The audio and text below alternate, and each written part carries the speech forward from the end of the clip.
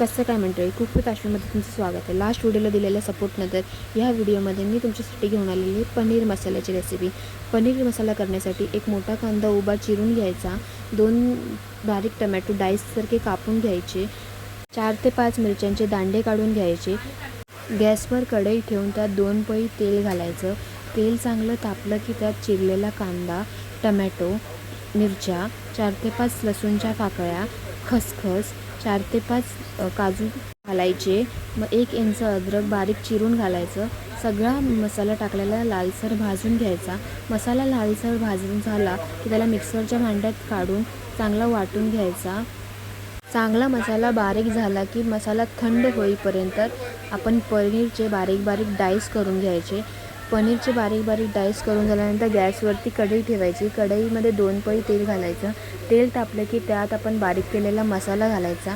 त्यात लाल तिखट, बुरी चटणी व एव्हरेस्टचा मसाला घालून तो सगळा मसाला एकसारखा भाजून घ्यायचा. मसाला भाजून झाला की त्यात आपण डाईस केलेलं पनीर घालायचं. पनीर घालून झालं की सगळं एकदा हलवून घ्यायचं. त्यानंतर त्यात पाणी घालायचं आणि उकळी येईपर्यंत शिजू द्यायचं. शिजलं की त्याच्यावर मीठ घालायचं आणि शेवटी कोथिंबीर बारीक चिरून त्याच्यावरती गार्निशिंग करायची. थँक्यू.